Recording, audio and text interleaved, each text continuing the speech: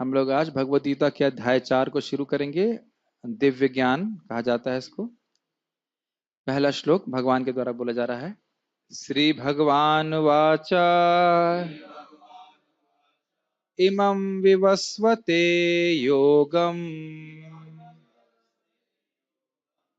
प्रोक्तवाहनमव्ययम् विवस्वान् मनवे प्राह मनुरिक्ष्वाकवे ब्रवीत्। श्री भगवान वाचा अर्थात भगवान श्री भगवान ने कहा। हरे कृष्णा। मैंने हरे कृष्णा नहीं कहा, मतलब श्री भगवान ने कहा इमम। अब देखिए, इमम शब्द बहुत महत्वपूर्ण है। इमम मत का कनेक्शन पिछले अध्याय से है। यह जो ज्ञान मैंने तुमको अभी दिया, निष्काम कर्म योग और ज्ञान योग का, इसको इंगित कर रहा है इमम। समझ में आ रहा है? इमम से लिंक समझ रहे हैं तीसरे अध्याय और चौथे अध्याय का। जो भगवान ने तीसरे अध्याय में ज्ञान समाप्त किया तो कह रहे इमम। यह जैसे मैं बोलूँ कि ये क्लास जो मैं आपको दे रहा हूँ इमम क्लास, ये मैं जो है पहले भी दे चुका हूँ। हम लोग बोलते हैं ना कि ये जो आपने पढ़ा रहा हूँ वहां भी दे चुका हूँ। वही बात यहाँ पे इमम का लिंक है। इमम, इसका अभी आप टीका में देख लोगे, भगवान जो ज्ञान दे चुके हैं उसके महिमा का वर्णन कर रहे हैं। इस कैसे महिमा कर रहे हैं कि इमम विवस्वते योगम, इस योग की शिक्षा, इमम योगम, इस योग की शिक्षा मैंने विवस्वान को प्रोक्तवान, विवस्वान को कही थी। समझ रहे हैं? विवस्वान कौन है? सूर्यदेव। यानी सूर्य एक देव हैं। भले ही हमारा क्या कह सकते हैं, वो जो इंस्ट्रूमेंट डिवाइस है वहां पहुंच पाए या ना पहुंच पाए, पहुंच गए के बाद कह रहे खाली अग्नि अग्नि है, ऐसा नहीं है। भगवान सूर्यदेव है वहां पे। उसके बाद अहम मतलब, अहम मतलब क्या होता है? अहम मतलब मैं, मतलब हमने, भगवान हमने सूर्यदेव को ज्ञान दिया। हमने, आपने। हाँ, ऐसी व्याख्या भी लोग करते हैं। हम मतलब मैंने, आपने, किसी एक रूप में आपने मैंने भगवान को ज्ञान दिया। ऐसे भी हो सकती है व्याख्या, लेकिन ये गलत व्याख्या है। अहम मतलब भगवान ने। अव्ययम का अर्थ क्या है? ये नित्य ज्ञान है। कभी लोग कहते हैं, ये श्लोक अच्छा है, याद कर सकते हैं। कोई कहे गीता 5000 साल पहले बोली गई, अब इसकी क्या प्रासंगिकता है, अब इसका क्या फायदा? तो उनको बोलो कि भगवान बोल रहे हैं इस बात को कि अव्ययम ज्ञान है ना। और दूसरी बात यह है कि जब पांच, अभी अभी आप प्रभुपाद इसका एनालिसिस करेंगे, 20 लाख साल पहले जब भगवान ने बोली तो 5000 साल बाद भी प्रासंगिक थी। सॉरी, 5000 साल पहले। मैं रिपीट करूं, 20 लाख साल पहले जो ज्ञान दिया है, जब बोलना हुआ तो आज से 5000 साल पहले भी यही ज्ञान दे रहे हैं जो 20 लाख साल पहले दिया था। तो यानी ये ज्ञान सदा ही प्रासंगिक रहता है। यानी 20 लाख माइनस 5000 साल तक अगर वैलिड रहा तो 5000 प्लस, मतलब जो कलयुग चल रहा है उसमें ये ज्ञान क्यों नहीं वैलिड रहेगा? वैलिड का मतलब प्रासंगिक रहेगा। प्रासंगिक समझते हैं? मतलब इसका उपयोगी होगा कि नहीं होगा, ये बात। जैसे जो बुखार की दवा आज से लोग 50 साल पहले लेते थे, वही हम लोग आज भी लेते हैं। कोई ज्यादा परिवर्तन तो नहीं आता है। कुछ दवाएं तो कम से कम एक ही जैसी चलती हैं। जैसे कि आप देखते हो 64 प्रहरी पीपल, वो बहुत पुराना आयुर्वेदिक नुस्खा है। नुस्खा ही बोलते हैं ना। हाँ, नुस्खा है। तो वो चलता ही जा रहा है, चलता जा रहा है, परंपरा में उसको रखा जा रहा है। हर बार बीमारी का वही इलाज किया जाता है। 20 लाख साल पहले हम गेहूं खाते थे और अभी क्या खाते हैं? हाँ, गेहूं खाते थे, उस समय भी मर रहे थे और अभी भी मर रहे हैं। तो गेहूं ही खा रहे हैं अभी भी। प्रभुपाद जी बोलते हैं भाई पहले भी आप जन्म मृत्यु जरा व्याधि में फंसे थे तो और अभी भी फंसे हुए हैं। तो इसलिए इलाज भगवत गीता है और उसके इलाज में कोई परिवर्तन की आवश्यकता नहीं, दवाई में आवश्यकता नहीं। तो अव्ययम ये हो गया। उसके बाद बता रहे हैं कि परंपरा में है, अर्थात विवस्वान मतलब सूर्यदेव ने मनु, अपने बेटे मनु को बोला। प्राहा मतलब बोला, प्रकृष्ट रूपेण आहा, आहा मतलब होता है आहा, आहा मतलब कहा, आहा मतलब कहा, अपराहा मतलब बढ़िया से कहा। और उसके बाद मनु ने इक्ष्वाकु को कहा। एक बात ध्यान देने वाली है कि राजर्षियों को भगवान ने ज्ञान क्यों दिया? क्योंकि भगवान तीसरे अध्याय में बता चुके हैं, जैसा श्रेष्ठ व्यक्ति करता है वह सारे लोग फॉलो करते हैं। तो श्रेष्ठ व्यक्ति को ज्ञान दे दीजिए तो बाकी सारे लोग उसके पीछे अनुगमन करके सीख जाएंगे। ये बात बहुत महत्वपूर्ण है। महाराज बता रहे थे जब भगवान यहाँ पे आते हैं तो सबसे पहले जो नालायक राजा है उनको ठंडा करते हैं, क्योंकि वही अधर्म को स्थापना करने वाले। राजा का कर्तव्य है कि भगवान के बिहाफ पे धर्म स्थापना करे, वो नहीं करते इसलिए राजाओं को मारते सबसे पहले। बेंड महाराज के केस में भगवान नहीं आए थे, लेकिन हाँ वही हो रहा था। ठीक है, पढ़ते हैं आगे।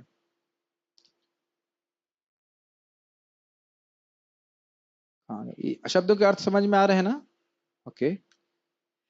अनुवाद। भगवान श्री कृष्ण ने कहा, मैंने इस अमर योग विद्या का उपदेश सूर्यदेव विवस्वान को दिया, और विवस्वान ने मनुष्यों के पिता मनु को उपदेश दिया, और मनु ने इसका उपदेश इक्ष्वाकु को दिया। एक और बात महत्वपूर्ण है, ये उपदेश देने की जरूरत क्या है? क्योंकि भगवत गीता का ज्ञान इंद्रियों के द्वारा ग्राह्य नहीं है। भाई जब भगवान बोलेंगे कि सारे जगत का स्रोत मैं हूं, तो ये इंद्रियों से तो नहीं पकड़ सकते, हमको श्रद्धा से ही स्वीकार करना पड़ेगा। तो जब भगवान ने सूर्यदेव को दिया, तो सूर्यदेव ने श्रद्धा से स्वीकार किया। समझ रहे? परंपरा का अर्थ क्या हुआ? श्रद्धा से स्वीकार करें, ये समझते हुए कि मेरी इंद्रियां पूर्ण है। फिर सूर्यदेव ने मनु महाराज को दिया, तो मनु महाराज ने भी श्रद्धा से स्वीकार किया। मनु महाराज ने इक्ष्वाकु को दिया, तो इक्ष्वाकु ने भी श्रद्धा से स्वीकार किया। श्रद्धा से स्वीकार किया मतलब अभी उसकी अनुभूति नहीं भी है तो भी आप स्वीकार करते हो, क्योंकि ये प्रमाणिक व्यक्ति से आ रहा है, परंपरा में आ रहा है, और जब उसके अनुसार चलते हैं इंद्रियां शुद्ध होती है, तब अनुभूति होती है।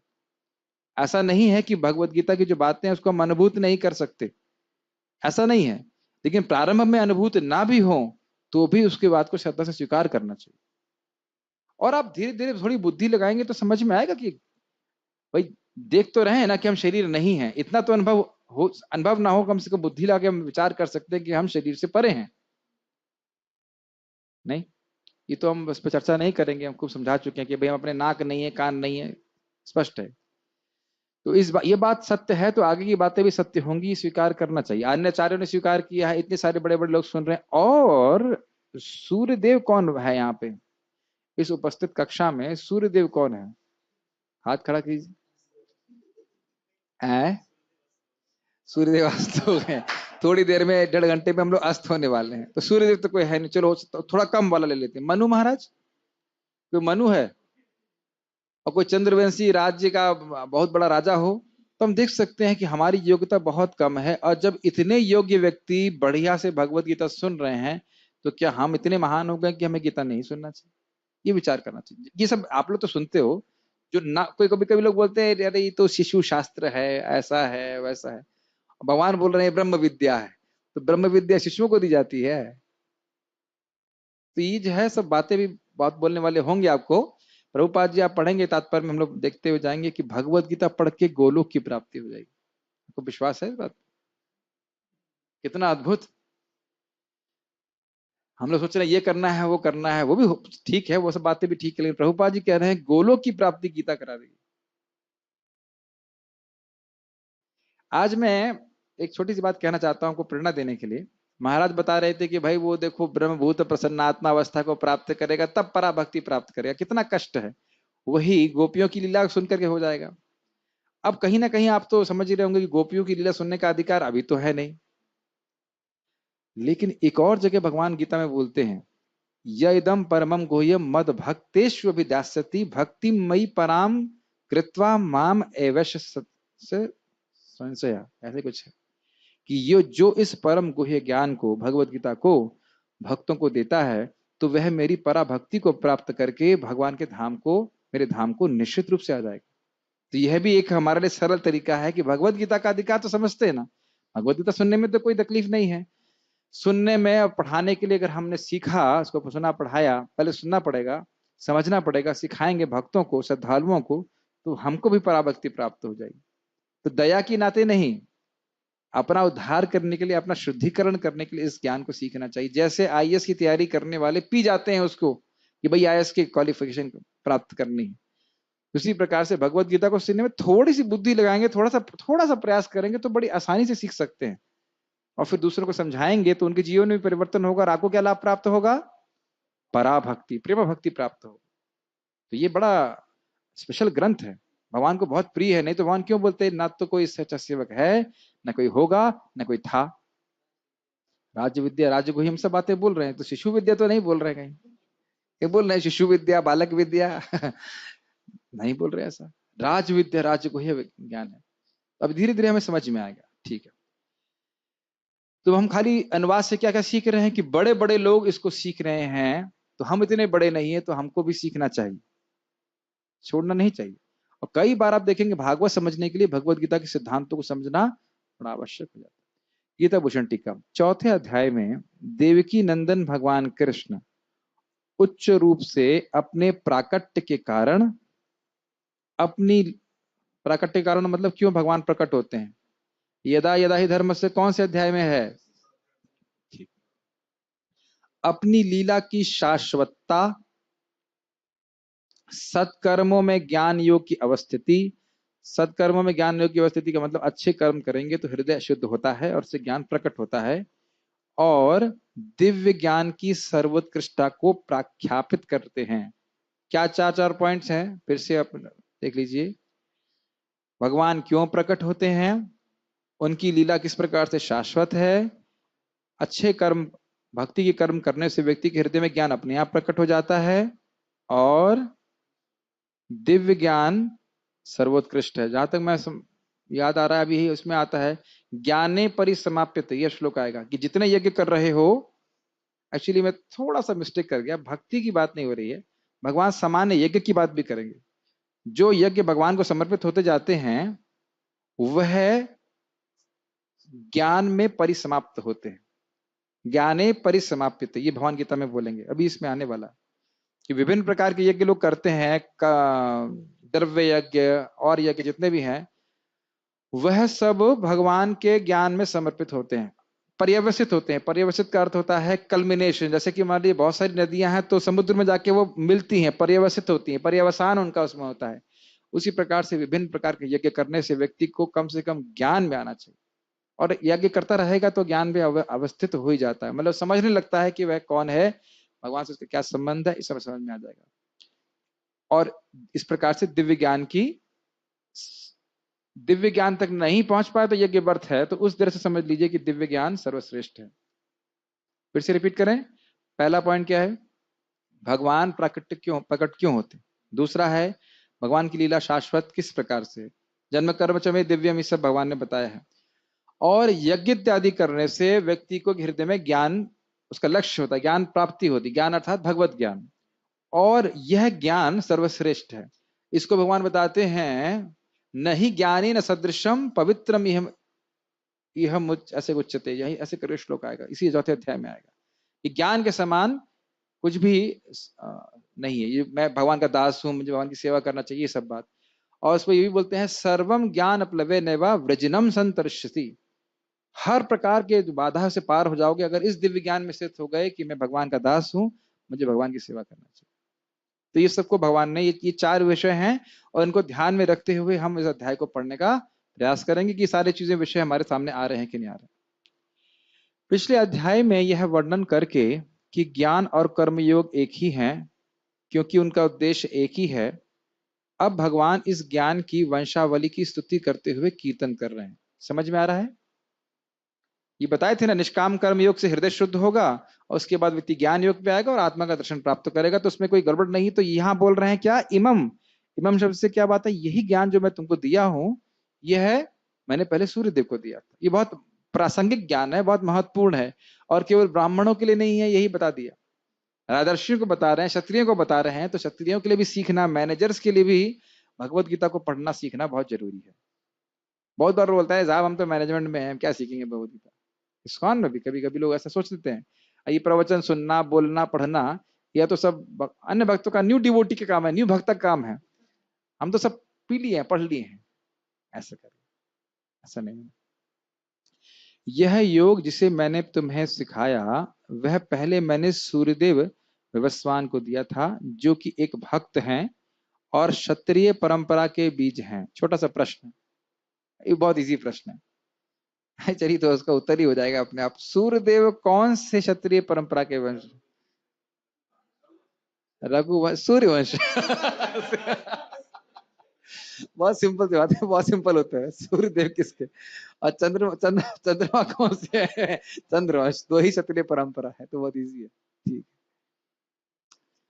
यह योग अव्यय है, इस अर्थ में कि यह सभी वेदों का सार है जो नित्य नवीन रहता है। अगर आपको याद हो, तीसरे अध्याय में भी हमने चर्चा किया था कि भगवान कह रहे हैं कि यह जो मेरी शिक्षाओं का पालन करेगा तो वह पार हो जाएगा। तो यह शिक्षा भी क्यों, हमने टीका में पढ़ा था, क्योंकि जिस प्रकार ये वेदों का सार है और वेद की शिक्षा हमेशा मान्य होती है, हमेशा प्रासंगिक होती है। और हमने ये भी पढ़ा था कि वेदों का सार क्या है, जरा याद आ रहा है? ये तो ठीक है, वेदे से सर्वे हमें वेद्यम, वेद क्या किधर ले जाना चाहते हैं आपको? प्रश्न को उत्तर, पहले प्रश्न समझ रहे हैं ना? वेद एक बद्ध आत्मा को किधर लेके जाना चाहते हैं? भगवान की ओर लेके जाना चाहते हैं। लेकिन हम तो देख रहे हैं कि वेद आपको बता रहे हैं कि भाई ये यज्ञ करोगे स्वर्ग की प्राप्ति करोगे, तो ये कहाँ, भगवान तो नहीं ले जा रहे हैं। मुझे कुछ सुनाई नहीं पड़ता है, माइक में नहीं बोला जाता। अपनी योग्यता के हिसाब से व्यक्ति जहां जाना चाहता है वो उस चीज को स्वीकार करता है और आगे बढ़ता है। जैसे वेदों की तुलना जैसे टिकट काउंटर की तरह की जाती है, तो व्यक्ति को जहां की टिकट लेता है उदाहरण उदाहरण तो पहले बाद में समझाइए, सिद्धांत आप पहले समझाइए कि वेद किस प्रकार से एक बद्ध आत्मा को रिफाइन कर रहे हैं। पहले सिद्धांत समझाइए, फिर आप एग्जाम्पल तो सही बोल रहे हैं आप। यस, जैसे वेद जो है हमें जो है पुण्य कर्म का जो है मौका देते हैं। एक बदात्मा जो है अभी जो है बिल्कुल अशुद्ध है, ठीक तो है। धीरे धीरे उसको कर्म कांड करके वो जो है कुछ स्वीकृतियां इकट्ठा कर रहा है और इसके कारण उसकी चेतना शुद्ध होती रही है। और इस कारण से वो धीरे धीरे शुद्धिकरण की स्थिति में आते आते एक दिन जो है भगवान की भागवत भक्ति को समझ सकता है। समझ क्योंकि पाए। इस तरह से जो है कि वो भगवान, क्योंकि शुरुआत से हर व्यक्ति जो है भगवान की भक्ति में नहीं लग सकता, यस, इसलिए भगवान अलग अलग वर्णों के हिसाब से वो जो कुछ कर्म कांड करा करा के भगवान शुद्धिया, और अंततः वो जो ये सारे कर्म कांड का जो उद्देश्य है कि वो भागवत प्राप्ति कर सके। थोड़ा आप नर्वस हो रहे थे, समझ तो रहे हैं। हाँ, पार्थ प्रकोति जी कुछ कहना चाहते हैं। यस। जैसे आदमी की श्रद्धा होती है, हाँ, वेद उसको उसी तरह लेके जाए। बहुत अच्छी बात उन्होंने बोली। पहले तो आपको ये उन्होंने वही बात अच्छी बोलनी चाहिए कि जैसे जैसी श्रद्धा होती है। प्राय लोगों की श्रद्धा किस में है? हमें हमें इंद्रिय तृप्ति चाहिए, भोग चाहिए, हमें तुम्हारे उस निष्काम भावना से कुछ मतलब नहीं है, हमें तो चाहिए स्वर्ग चाहिए, अप्सराएं चाहिए, ये चाहिए, वो चाहिए, धन चाहिए। तो ठीक है, वेद कहते हैं तुम इसको बिना वेद माने क्यों करते हो? वे हमारी बात मानो, तुमको बहुत बढ़िया फैसिलिटी देंगे, थोड़ा सा यज्ञ कर लो, थोड़े नियम पालन कर लो, तुमको बढ़िया बढ़िया फायदा प्राप्त होगा। तो वहां से कहीं ना कहीं अब देखेंगे उसमें वह उसको कुछ छोड़ने की ट्रेनिंग दे रहा है। तुम ये थोड़ा सा छोड़ो, थोड़ा सा अर्पित करो, और तुम्हें कुछ आगे बहुत मिलेगा। और अभी भी जानते हो कि आत्मा, हमने पढ़ा था ना कल, इंद्रिय, मन और बुद्धि की क्रियाओं से संतुष्ट क्यों नहीं हो सकती भक्तों? क्योंकि वह इन सबसे परे है। तो ये फैक्ट फंसा हुआ है इसमें कि वह कम से कम यज्ञ करना चालू करेगा और उसको जो प्रभोग प्राप्त होंगे भी वह आत्मा को संतुष्ट नहीं कर सकता है। तो फिर धीरे धीरे ठेल ठेल के वह समझ में उसको आने लग जाएगा, दो चीजों की वजह से, यज्ञ के प्रोसेस को फॉलो करके और भोगों से प्राप्त दुख के द्वारा, कि इस जगत में कुछ रखा नहीं। और ये बहुत समय लगता है, लेकिन ऐसा होता है। हाँ, अगर भक्ति करने लग गया तो फिर बहुत जल्दी हो जाता है, सास तुरंत समझ में आ जाती है बात। ये बात है। बाकी तो आप सही बोल रहे, टिकट काउंटर की तरह जो जहां जाना चाहता है वहां मिलता है, ये सब सब कुछ बात सही है, लेकिन प्रोसेस समझ लेना चाहिए। ठीक है, तो यानी वेदों का सार, वेद हमेशा नित्य नवीन रहते हैं, सभी के लिए प्रासंगिक हैं, और क्योंकि यह और वेद क्योंकि अल्टीमेटली भगवान की तरफ लेना चाहते हैं, अंततो गत्वा, तो भगवान की शिक्षा जो निष्काम कर्म योग की है, ज्ञान योग की है, वह सीधी शिक्षा है जिसके द्वारा व्यक्ति भगवान की तरफ आगे बढ़ने लगता है। इसलिए वह नवीन है, ये बात बोल रहे हैं, अव्यय है। और इस अर्थ में कि इसका फल शाश्वत होता है। नेहा भी क्रमनाशस्ति सुने थे ना, कि जो भी इस भक्ति में पथ में आगे बढ़ता है, योग पथ में आगे बढ़ता है, उसका कोई नाश नहीं होता है। तो दो अर्थ में अव्यय है। क्या है दो अर्थ में अव्यय? एक कि यह हमेशा प्रासंगिक रहती है, और दूसरा कि इसका जो भी इसमें पथ पे अब आगे बढ़ता है, इसके आगे से वह प्रगति ही कर रहा है, अनजाने में भी। जैसे जो नए भक्त यहाँ पे आके बैठे हैं, शायद कुछ बातें समझ में आ रही हो, कुछ ना समझ में आ रही हो, लेकिन बैठने मात्र से प्रगति होती है, ये फायदा। जैसे मान लीजिए कोई भगवान के प्रसाद हॉल में बैठा है, अब कोई कहे वाह भाई वाह, बड़ी बड़ी रबड़िया, खूब रबड़ी खाने को मिली बढ़िया से, और दूसरा भक्त मान रहा है महाप्रसाद है गोविंद, महाप्रसाद खा रहा हूं, तो फायदा तो बराबर है ना, भगवान का प्रसाद तो खाने को मिलेगा ना, उसका लाभ तो आप नहीं काट सकते। फिर मेरे शिष्य विवस्वान ने इस योग को अपने पुत्र वैवस्वत मनु को कहा। मुझे इस बात से एक बात विनोद की याद आ रही है। राधा गोविंद महाराज बता रहे थे कि एक बार वो कहीं प्रवचन कर लिए थे, तो कुछ समझा रहे थे कि मान लीजिए मेरे 2 पुत्र हैं। तो बाद में बोला, अरे महाराज जी के 2 लड़के हैं। दूसरा भक्त बोला, अरे नहीं महाराज तो सन्यासी हैं, लड़के तो नहीं है उनके। तो कह रहे नहीं, वो कह रहे हैं कि मान लो, मानो कि मेरे 2 पुत्र हैं।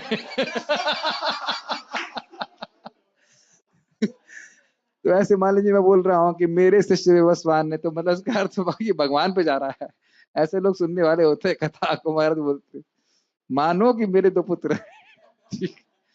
तो मेरे शिष्य अर्थात भगवान कृष्ण के शिष्य ने, विवस्वान ने इस योग को अपने पुत्र वैवस्वत मनु को कहा, और मनु ने इसे अपने पुत्र इक्ष्वाकु को कहा। एक बात जरा बताइए कि इस कहने सुनने में क्या बात विशिष्ट है? बहुत सुंदर, चेंज नहीं करते, जो मैसेज है मतलब एज इट इज रिपीट कर देते हैं क्या?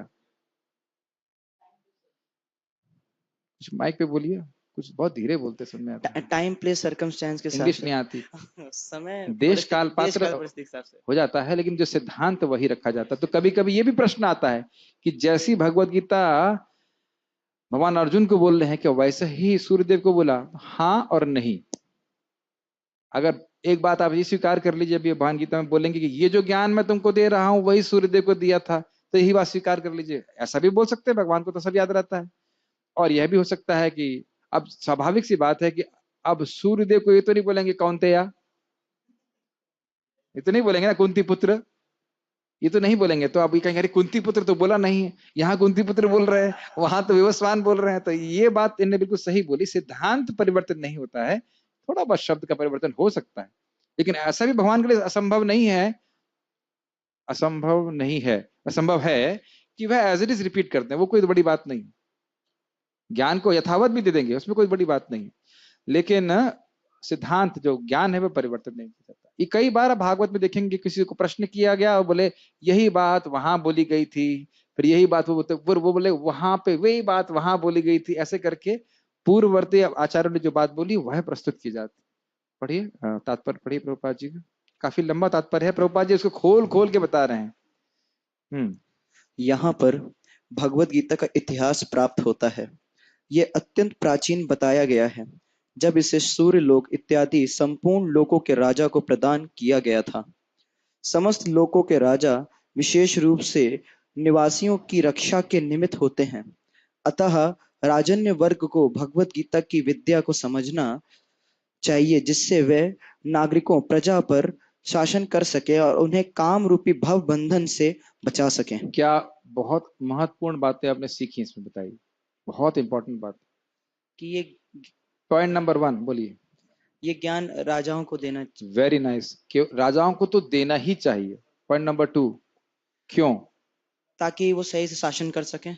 पॉइंट नंबर 3, ताकि जो लोग हैं वो कम काम बंधन फंसे हुए हैं उससे मुक्त हो सके। यानी राजा का भी वही कर्तव्य है जो भगवान का कर्तव्य है। भगवान चाहते हैं जो वेद चाहता है, वो कि जीव जो है वह इस जगत से मुक्त हो जाए। क्या है? पिता न सस्यात् जननी न सस्यात् वाला श्लोक है ना।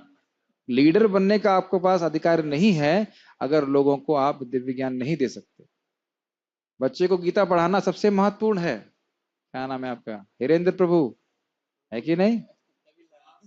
नहीं, बहुत अच्छी बात है, सिखाते हैं। जिस प्रकार से बच्चे को हम डांटते हैं, बेटा फर्स्ट आए, सेकंड आए, थर्ड आए, उसकी तरह पूछना चाहिए बेटा गीता का कितना श्लोक याद हुआ। और देखिए प्रसाद खिला रहे हैं तो कम से कम गीता का एक श्लोक तो पढ़ा ही रहे हैं, 3-13 है कि नहीं? यज्ञ शिष्टासीनो संतो, भले श्लोक याद ना हो लेकिन श्लोक जीवन में उतर जाता है। एक भक्त ने, अभी मैं न्यू भक्त क्लास दे रहा हूँ, तो मैंने उनको सिखाया वो है अहो बता सोच वाला श्लोक। तो मैंने कहा अभी याद कर लो, अगले दिन याद करके आए नहीं, तो अब हम उनको फिलोसफी बता रहे थे। प्रभु जी श्लोक याद करने से तो महत्वपूर्ण यह है कि जीवन में उसे उतारें। मैंने कहा अच्छा, हमने कहा जीवन में क्या उतारोगे?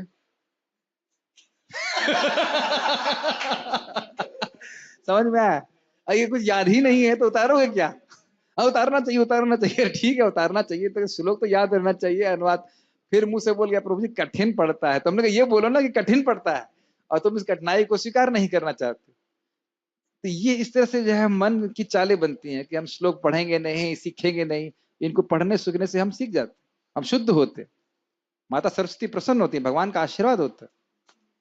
अब वही हुआ, आज मुझे मौका मिल गया, मैंने बता रहा था हम 3 तापों पर चर्चा कर रहे हैं, तो मैंने बता रहा भाई भक्ति के द्वारा आप 3 तापों से मुक्त हो जाओगे। तो किसी ने प्रश्न कर दिया, प्रभु जी कोई श्लोक है ऐसा? तो मैंने बता दिया धर्म महाप्रोचित वाला। मैंने कहा अब मेरे को याद नहीं होता तो मैं क्या बोलता हूँ, मैं उतार तो रहा हूँ लेकिन मुझे पता नहीं कि कैसे ताप से नष्ट होता है। तो श्लोक याद रखना जरूरी है ना। रूपा जी वो बोलते थे लॉयर होता है ना, my land law my Lord, धारा ये है, धारा उसके अनुसार ऐसा होना चाहिए, धारा वैसा होना चाहिए, ऐसे ही भक्त को याद होना चाहिए। ये यहाँ गीता का श्लोक ऐसे है। अगर आपने प्रभु जी का वीडियो देखा हो, प्रभु जी क्या नाम है इनका, मोहन रूपा प्रभु का, जो उत्तर दे रहे हैं धड़ धड़ धड़ धड़ गीता का श्लोक बोल रहे हैं, मुझे बड़ा प्रसन्नता हुई। ये नहीं कि अपने मन से कुछ बात बोल रहे हैं, वो माता जी कुछ भी पूछ रही हैं उल्टा पुल्टा, लेकिन वह बड़े प्रसन्नता से गीता से श्लोक बोल रहे हैं। तो कोई भी व्यक्ति देखेगा तो हाँ भाई ये प्रमाणिक व्यक्ति है, उल्टा पुल्टा कुछ नहीं बोल रहे। श्लोक याद रहना चाहिए, अर्थ याद रहना चाहिए, और आपको खुद को भी बहुत प्रेरणा प्राप्त होगी।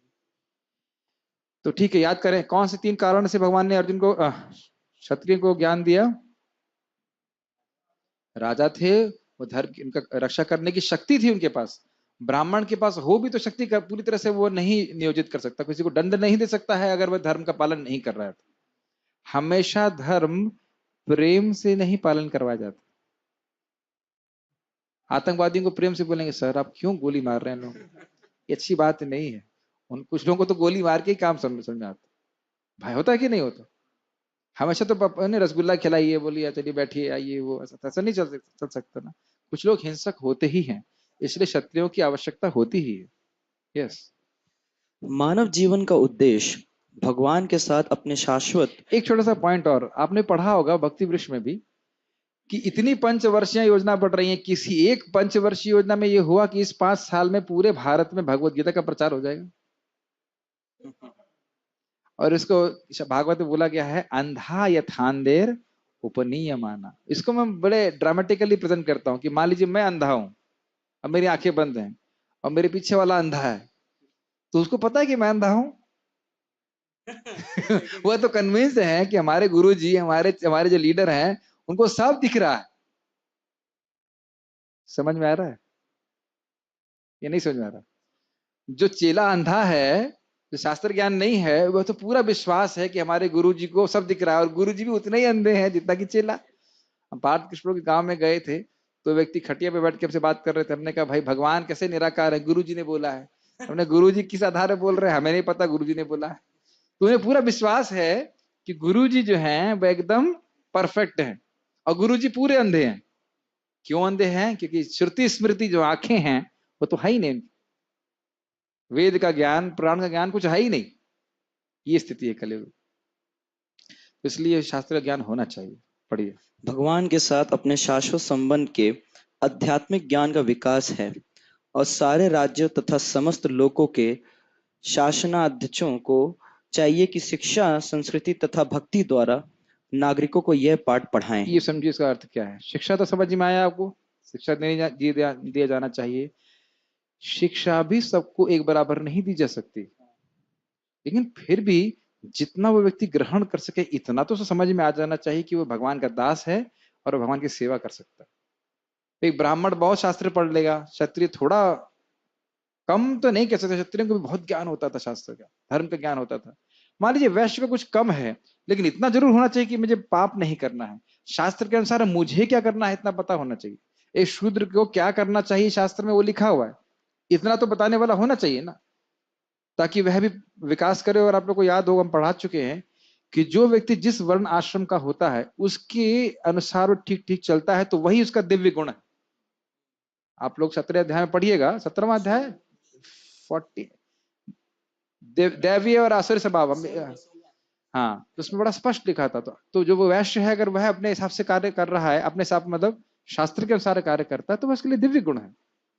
और साथ साथ वो भगवान की भक्ति करे। ये तो भगवान पिछले अध्याय में बोल दिए हैं कि दूसरे धर्म का पालन करना भय है, वो मत करो, अपने धर्म का पालन करो और तुमसे प्रगति करो। ठीक है। दूसरे शब्दों में, लेकिन मैं ऐसे बातें क्यों बोल रहा था, ये शिक्षा की बात थी। संस्कृति की बात क्या है? देखो, जो मेरे मालूम मेरे पिता ब्राह्मण हैं, तो फिर मेरे पिता मुझे ब्राह्मण बनने की ट्रेनिंग बाय कल्चर देते हैं। कल्चर से बहुत सीखता है व्यक्ति। नहीं समझ में आ रहा? जैसे मान लीजिए पार्थ प्रभु के रूम में कोई जाता है तो उनकी रूम का कल्चर एक है कि रूम साफ रखना है। यस। अब वो चाहे कितना भी कोई व्यक्ति गंदा रहता हो, लेकिन आज ही कोई भक्त आया कहता है वाह क्या रूम है। कोई आया था ना भक्त, हाँ, जैसे देखा वाह क्या रूम, एकदम से देखा। अब वो नया व्यक्ति अगर आता है मान लीजिए तो वो देखेगा हाँ ये लोग ऐसे करते। यहाँ पे मैंने देखा हमारे आश्रम भक्त लोग भक्ति में प्राय लगे रहते हैं, तो नया व्यक्ति आएगा तो उसे हाँ हमें भक्ति में ही लगना है।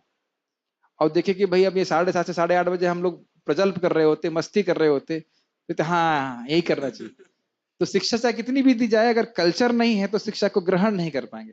मेरी बातें समझ रहे हैं? और फिर भक्ति तो है ही। यस। दूसरे शब्दों में, सारे राज्य के शासनाध्यक्ष कृष्ण भावनामृत विद्या का प्रचार करने के लिए होते हैं। अरे भोग करने के लिए नहीं होते, यहाँ तो पॉलिटिक्स ऐसा करने के लिए नहीं होते। बना लेते हैं यस। जिससे जनता इस मैंने महाराज से पूछा तो महाराज मैनेजमेंट भक्ति नहीं है क्या? तो महाराज बोले मैनेजमेंट तो भक्ति है, लेकिन जो राग द्वेष होता है मैनेजमेंट में वो तो भक्ति नहीं है ना। उसकी शिक्षा तो नहीं दे रहा ना शास्त्र। इसको काटो उसको ठाओ ऐसा नहीं कर, ऐसा भाव। देखिए बहुत अच्छा राधेश्याम प्रभु बोले कि मैनेजमेंट किस लिए होना चाहिए। रथ यात्रा हो रही है, तब उसके रथ के पहिए ठीक करने हैं, ये है वो है, जो भी सारी बुक डिस्ट्रीब्यूशन करना है, बस सब भक्ति हो जाता है। लेकिन मैनिपुलेशन नहीं होना चाहिए भक्तों को कि इसको उठा दूं इसकी सेवा को बंद कर दूं या ऐसा, फिर ये भक्ति नहीं है, तो अपराध बन जाता है। मैनेजमेंट केवल मैनेजमेंट के लिए नहीं होना चाहिए। मैनेजमेंट का उद्देश्य ये होना चाहिए कि भक्तों को श्रवण कीर्तन का मौका मिल सके, भक्ति कर सके, भक्ति का प्रचार हो सके, इसके लिए, इस उद्देश्य के लिए होना चाहिए। इसीलिए बोल रहे हैं प्रीचिंग इज द एसेंस। प्रचार कार्य के लिए भक्ति की सुविधा सबको प्राप्त हो जाए तो ये तो सही बात है, अन्यथा शुड नॉट बी डन। यही उद्देश्य यहाँ पे भी हम सीख रहे हैं क्षत्रियों के लिए। पढ़िए। जिससे जनता इस महाविद्या का लाभ उठा सके और मनुष्य जीवन के क्या अवसर का ये लाभ आप कुछ उठाते हुए। कठिन बात नहीं लगती? जरा विचार कीजिए, भगवान ने, साक्षात भगवान ने जो ज्ञान किसी को दिया होगा वह कितना योग्य पात्र होगा। अब आप सोचो आप, आपको भगवान से 2 मिनट के लिए मान लो आप सूर्यदेव बन जाओ, आपको डायरेक्ट भगवान से ज्ञान प्राप्त हुआ, आपका लेवल एकदम ऊंचा है। अब आपको एकदम जो निम्न व्यक्ति है उस तक ये ज्ञान पहुंचाने की आज्ञा भगवान से दी गई। बहुत बड़ा चैलेंज है या नहीं?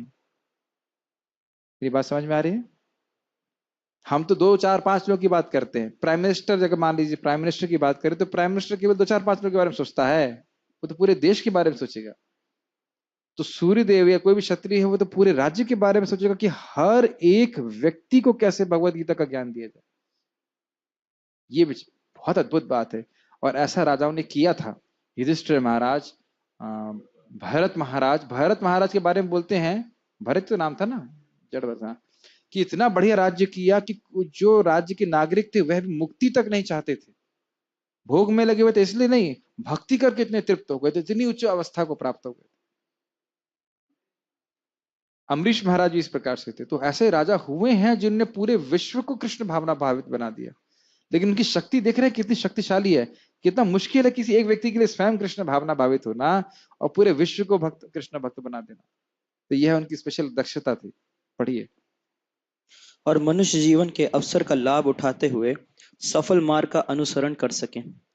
इस मनवंतर में सूर्य देव विवस्वान कहलाता है, यानी सूर्य का राजा, जो सौर मंडल के अंतर्गत समस्त ग्रहों लोकों का उद्गम है। लेकिन तो एक बात समझ नहीं आती, हम तो यह सुनते हैं साइंस के अनुसार कि सूर्यदेव ने, सूर्य में हीलियम नाइट्रोजन का न्यूक्लियर फ्यूजन हो रहा है, इससे अग्नि प्रकट हो रही है। तो क्या भगवान ने इस सूर्य में किसको ज्ञान दे दिया, हीलियम नाइट्रोजन को ज्ञान दिए?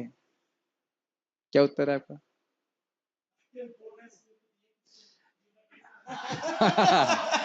कुछ सुनाई नहीं पड़ा, क्या बोला, जरा दीजिए माइक दीजिए। अरे ब्राह्मण बोल रहा है, ब्राह्मण पांडे जी बोलिए कुछ। बोलिए सही सही बोल रहे हैं, क्या बोल रहे हैं? बोलो तो। भगवत गीता में बोल रहे हैं ना कि सूर्यदेव को दिया है ज्ञान ये। अरे तो लेकिन हमारे साइंटिस्ट बोल रहे हैं कि वहां पे साइड। आप लोग मेरे प्रश्न को पकड़िए। आप बोलो भगवान ने बोला है और मैं बोल रहा हूं कि साइंटिस्ट ने बोला है।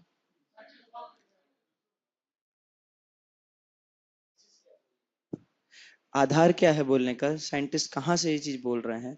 और दूसरा ये, अगर कोई अरे लोक उसे है, सर्च करिए। तो अगर कोई लोक है तो लोक के हिसाब से लोग होते हैं, जैसे कि अर्थ वाटर फायर ईथर है, तो जो ग्रह होता है उसमें एक चीज प्रधान होती है, तो वहां पे अग्नि प्रधान है। वैसे आप बात सब सही बोल रहे हैं, मेरा उत्तर बहुत सिंपल है।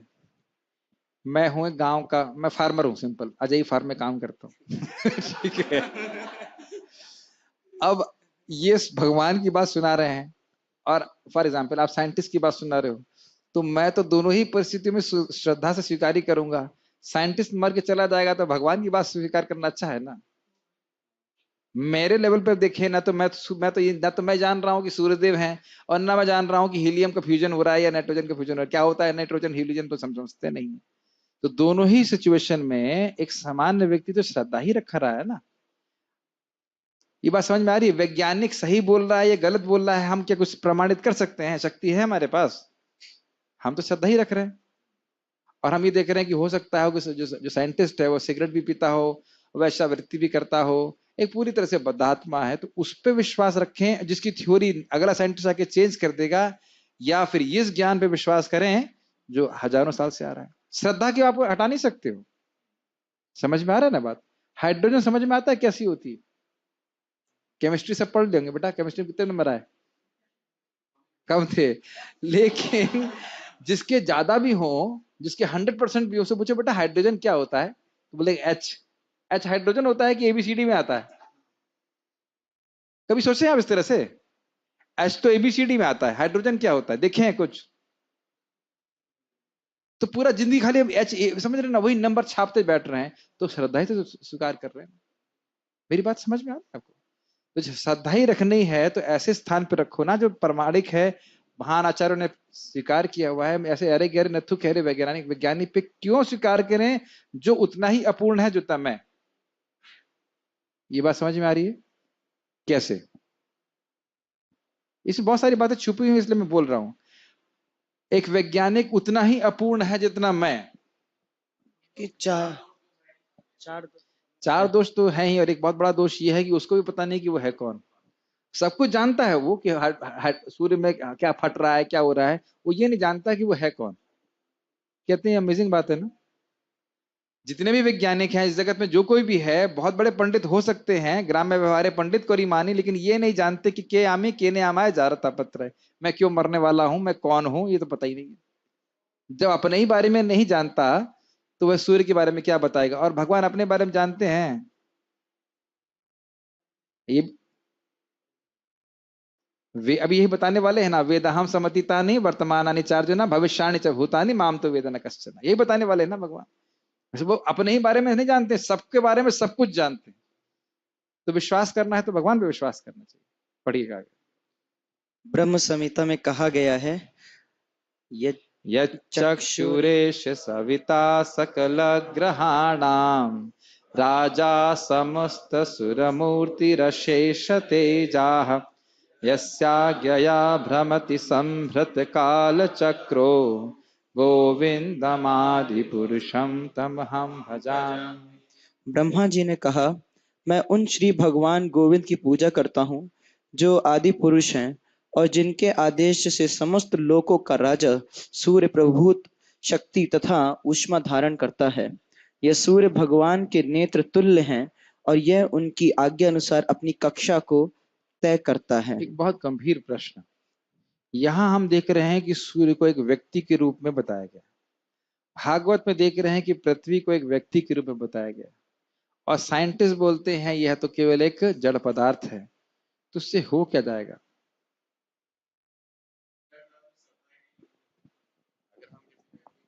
बोलिए। जड़ पदार्थ समझ लेते हैं तो दो चीजें होंगी, एक तो हम तो उसकी श्रद्धा नहीं करेंगे, और जब श्रद्धा नहीं करेंगे तो फिर उसकी बातों को भी नहीं मानेंगे, उसके अस्तित्व को भी नहीं स्वीकार करेंगे। अगर व्यक्ति समझेंगे तब हम उसकी सम्मान करेंगे, पूजा करेंगे। That's the point. बस मैं यही सुनना चाह रहा था। जब हम कहेंगे पृथ्वी देवी हैं तो हम इनका सम्मान करेंगे, और नहीं तो ड्रिल करो और खोदो और पेट्रोल निकालो और ये करो, तुरंत अपने भोग की प्रवृत्ति बढ़ जाएगी। समझ में आ रहा है बात? बहुत सूक्ष्म है। और यहाँ पे देखिए, हम जब सूर्य को देखते हैं तो हर भक्त को करना ही चाहिए, प्रणाम करना चाहिए, हाथ जोड़ने चाहिए, चंद्रमा को देख के हाथ जोड़ना चाहिए, क्योंकि ये सब भगवान की विभूति है। आप देख रहे हैं कितना अंतर पड़ रहा है। आप प्रैक्टिकली हर चीज को जड़ देखते हुए व्यक्ति पूरा जड़ हो जाता है, उसके हृदय बड़ा कठोर हो जाता है, और इस प्रकार से देखता है तो वह सेंसिटिव होता है, नहीं ये भगवान की विभूति है, इनका मुझे सम्मान करना चाहिए, और उसमें भगवान का सम्मान हो रहा है। बहुत इंपॉर्टेंट बात है। इसीलिए बार बार ये सब बातें बोली जाती हैं कि भगवान के द्वारा शक्ति प्रदत्त है।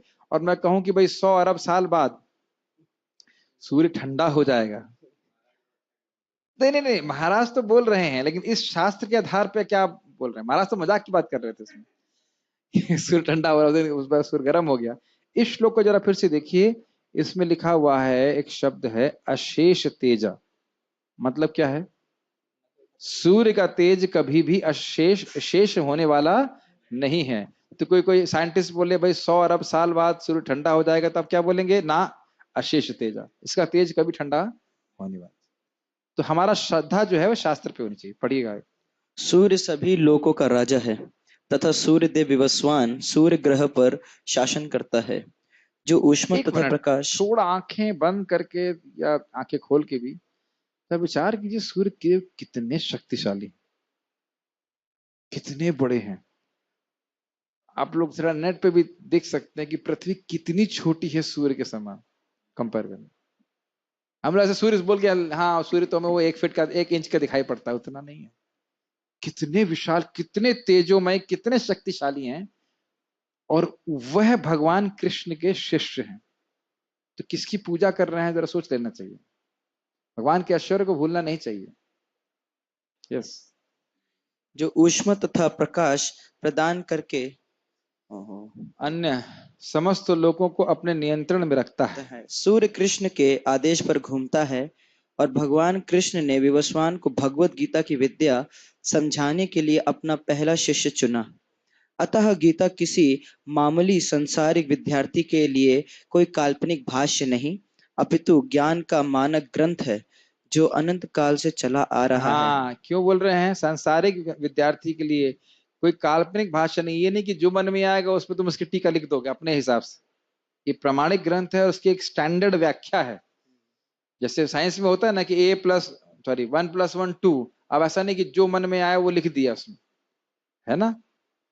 ठीक है। महाभारत में शांति पर्व हमें गीता का इतिहास इस रूप में प्राप्त होता है। त्रेता युगादौ च तथो विवस्वान मनवे ददौ मनुश्च लोकभृत्यर्थम सुतायेक्ष्वाकवे ददौ इक्ष्वाकुणा च कथितो व्याप्य लोकान अवस्थितः। त्रेता युग के आदि में विवस्वान ने परमेश्वर संबंधी इस विज्ञान का उपदेश मनु को दिया, और मनुष्यों के जनक मनु ने अपने पुत्र इक्ष्वाकु को दिया। अब बाकी को क्यों नहीं दिया? अपने बेटे को दिए और किसी को नहीं दिए, क्या ये अर्थ है? एक सौनक आदि ऋषि से एक प्राइमरी होता है, फिर बाकी लोग सुनते हैं साथ साथ में। जब वह राज्य कर रहे थे तो अन्य को भी दिया, और वह ज्ञान की परंपरा बनी रहे इसलिए मुख्य रूप से इक्ष्वाकु को भी दिया। इक्ष्वाकु का तो कर्तव्य है ना कि इस ज्ञान को आगे बना के रखे। यस। इक्ष्वाकु इस पृथ्वी के शासक थे और उस रघुकुल के पूर्वज थे जिसमें भगवान श्री राम ने अवतार लिया। इससे प्रमाणित होता है कि मानव समाज में महाराज इक्ष्वाकु के काल से ही भगवत गीता विद्यमान थी। इस समय कलियुग के केवल 5000 साल वर्ष व्यतीत हुए हैं, जबकि इसकी पूर्णायु 4,32,000 वर्ष है। इसके पूर्व द्वापर युग 8 लाख वर्ष था, और इसके भी पूर्व त्रेता युग 12 लाख वर्ष था। इस प्रकार लगभग 20,05,000 वर्ष पूर्व मनु ने अपने शिष्य तथा पुत्र इक्ष्वाकु से, जो इस पृथ्वी के राजा थे, श्रीमद् भगवत गीता कही। वर्तमान मनु की आयु लगभग 30 करोड़ 53 लाख वर्ष। 30 करोड़ नहीं हो सकता। 30 करोड़ है। 30 करोड़ लिखा हुआ है, ठीक है। वर्ष अनुमानित की जाती है, जिसमें से 12 करोड़ 4 लाख वर्ष बीत चुके हैं। यह मानते हुए कि मनु के जन्म के पूर्व भगवान ने अपने शिष्य सूर्यदेव विवस्वान को गीता सुनाई। मोटा अनुमान यह है कि गीता कम से न कम 12 करोड़ 4 लाख वर्ष पहले कही गई और मानव समाज में यह 20 लाख वर्षों से विद्यमान रही। इसे भगवान ने लगभग 5000 वर्ष पूर्व अर्जुन से पुनः कहा। हाँ, एक लाइन इसमें रह गई है, वो लाइन ये है कि अब इसकी कोई जरूरत नहीं।